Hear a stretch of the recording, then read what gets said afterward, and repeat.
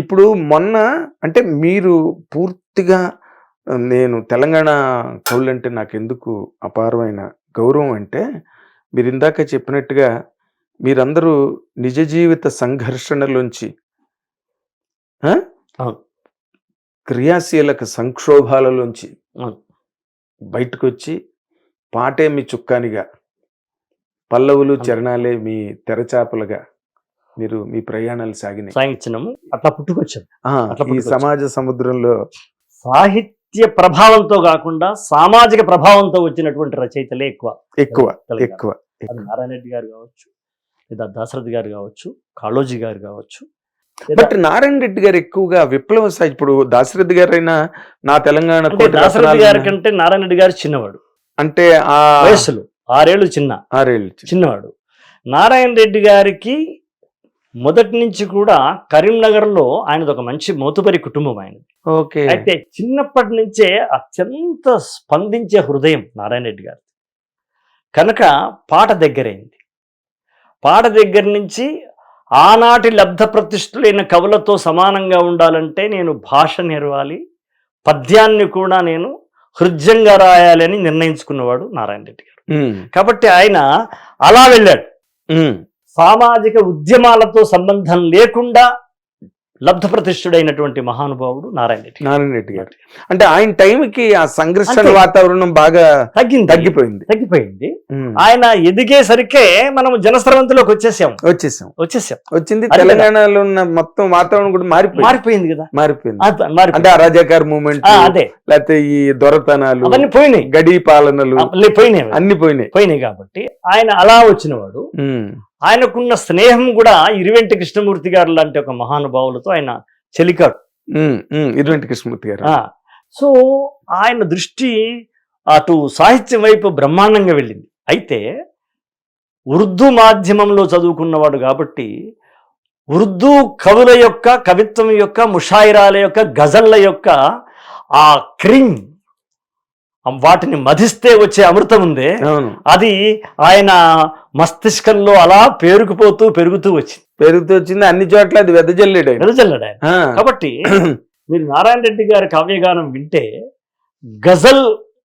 గజల్ పోకడ కనిపిస్తుంది. ఎందుకు నువ్వు నవ్వుతున్నావు నేను నవ్వుతున్నాను, ఖుషి లేని మనిషిని చూసి కసిగా నవ్వుకుందాం అని పాట ఉంది అంతే రామరాజు సినిమాలో. అది ఇప్పటికే ఆ మాటలు ఎలా వాడాడని అనిపిస్తుంటాయి అనమాట. అదే మనిషి మళ్ళీ తోటలో నారాజు తొంగి చూస్తున్నాడు అన్నమాట.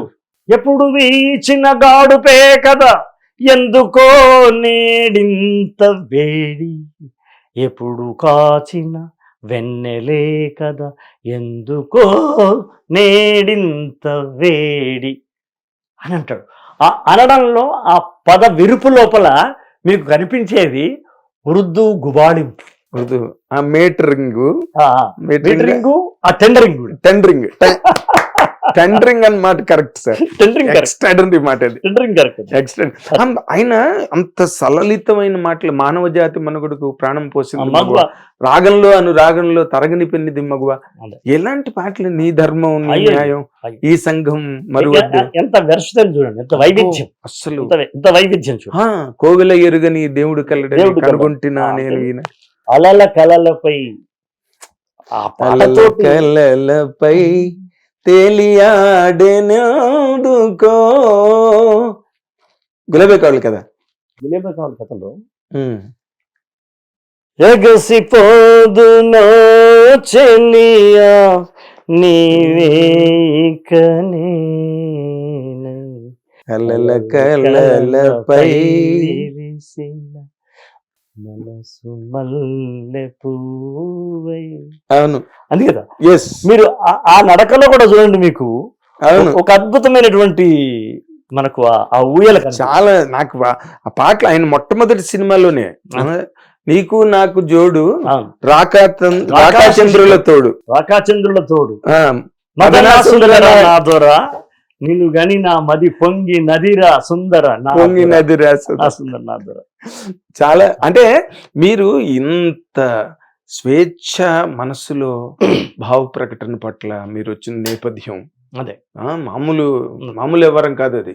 ఏమండి ఎగిసిన నాన్న తర్వాత నారాయణ రెడ్డి గారే నాకు నా మార్గదర్శకులు, నా చోదక శక్తులు. ఆయనను చూస్తూ నేర్చుకున్నాను. ఆయనకు ప్రత్యక్ష శిష్యుని కాను. అవును కదా, అవకాశం లేదు. కానీ ఆయనను చూస్తూ పెరిగాను. ఉగాది కవి సమ్మేళనం రేడియోలో వస్తుందంటే నారాయణ రెడ్డి గారి కవిత వినాలనుకునేవాడిని మొట్టమొదలు నేను. అది మిస్ అవ్వద్దు అనుకునేవాడిని. అలా ఆయన మాట వింటూ, ఆయన ఉపన్యాసాలు వింటూ, ఆయన పాటలు వింటూ, రవీంద్ర భారతిలో ఆయన చేసే ప్రసంగాలు వింటూ, దూరంగా లాస్ట్ బెంచ్లో కూర్చొని వింటూ వచ్చిన విద్యార్థిని నేను. ఓకే, కవితార్థ దశలో ఉన్న విద్యార్థిని. బ్రహ్మాండం.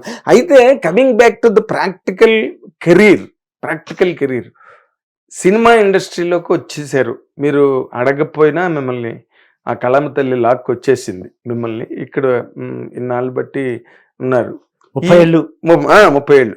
మీ కెరీరు, మీ ప్రయాణం దర్శకులతో, నిర్మాతలతో మీకు సంతృప్తికరంగానే ఉందా? చాలా హ్యాపీగా ఉంది. అవునా? చాలా హ్యాపీగా ఉంది.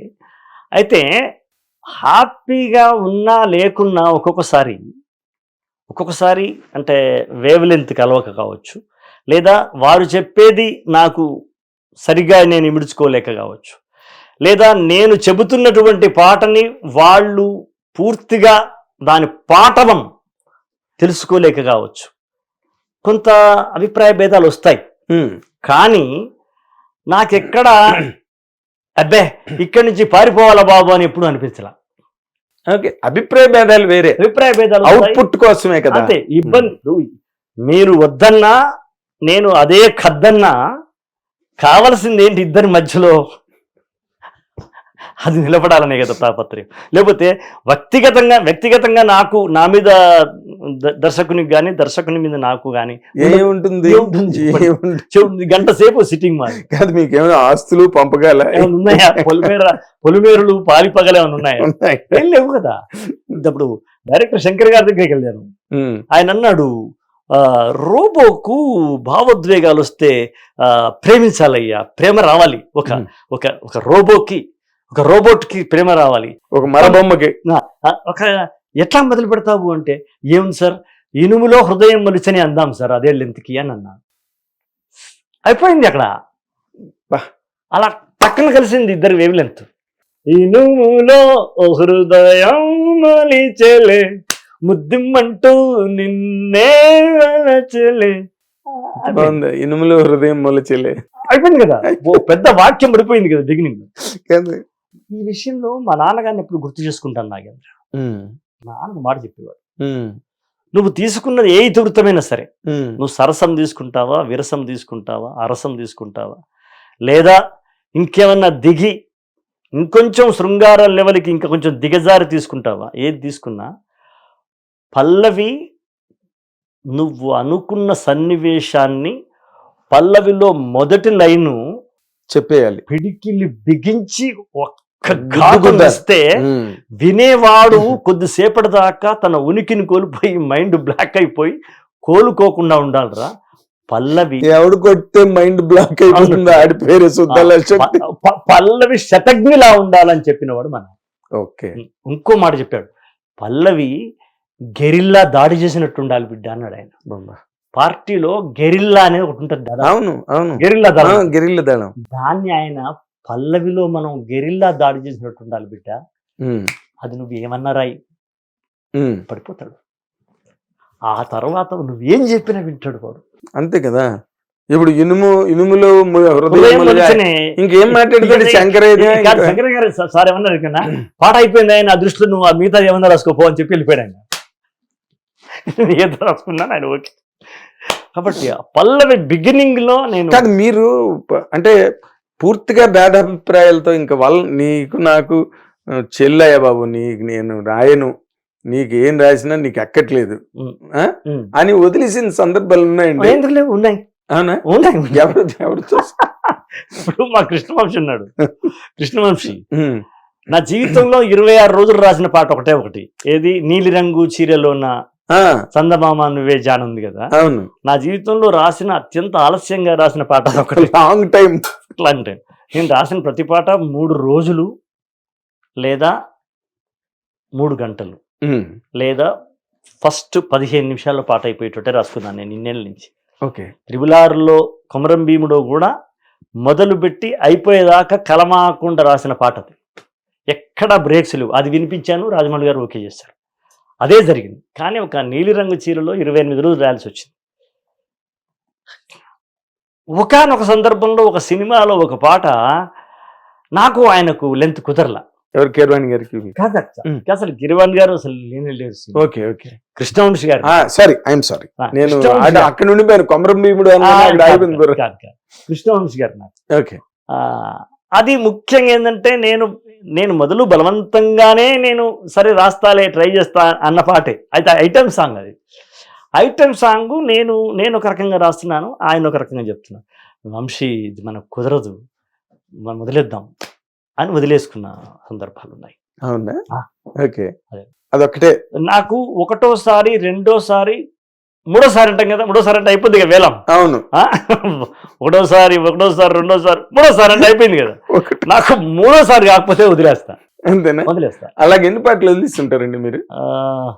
కొన్ని వదిలేస్తాను, బాగా అని కాదు, కొన్ని అయితే వదిలేస్తాను. 10-20 అయితే వదిలేసాను. అంటే కుదరలేదు నాకు. అదేలేండి, ఎక్కడో ఆ వేవ్ లెంత్ సెట్ అయిపోతే కుదరలేదు. అది అంటే వేవ్ లెంత్ కుదరలేదా, నాలో ఉన్నటువంటి లెంత్ కుదరలేదా, పెన్నుకు నాకు కూడా వేవ్ లెంత్ కుదరలేదా, కుదరలేదా తెలియదు కానీ కొన్ని వదిలేసాను. అదేలేండి, దాంతో కాలం. హిట్ టీవీ యాప్, ఇందులో short news, live news, entertainment shows, movies, digital magazines తో పాటు మీ జిల్లా వార్తలను కూడా ఫ్రీగా చూడొచ్చు. అంతేకాదు కేజీ నుంచి పీజీ వరకు విద్యార్థులకు స్కాలర్షిప్ కూడా అందిస్తున్నాం. ప్రతి వారం 10 మందికి లక్కీ డ్రా ద్వారా ఒక్కొక్కరికి 10,000 రూపాయలు అందిస్తున్నాం. ఇంకెందుకు ఆలస్యం, వెంటనే హిట్ టీవీ యాప్ ని డౌన్లోడ్ చేసుకుని ఫ్రీగా ఎంటర్టైన్మెంట్ పొందండి. Hit TV app. Hit TV app. Please download hit TV app. Hit TV app ని ఫ్రీగా డౌన్లోడ్ చేసుకొని ఎంజాయ్ చేయండి. మీకు నచ్చిన ఎంటర్టైన్మెంట్ కోసం హిట్ టీవీ యాప్ ని ఫ్రీగా డౌన్లోడ్ చేసుకొని ఎంజాయ్ చేయండి. హిట్ టీవీ యాప్ ని డౌన్లోడ్ చేసుకుని ఆస్వాదించండి, ఆశీర్వదించండి. ఇంతమంది సెలబ్రిటీలు హిట్ టీవీ యాప్ ని డౌన్లోడ్ చేసుకోండి అని చెప్తున్నారంటే ఎంత మంచి యాప్ ఆలోచించండి. అమెరికా అమెరికాలో చదవాలనుకునే వాళ్ళకి విశ్వసనీయమైన పేరు మన శౌర్య కన్సల్టెన్సీ. UK లో 1 year masters, UK లో 1 year masters, 2 years work permit up to 5 years visa. Contact Saurya Consultancy. Contact 89851 89851.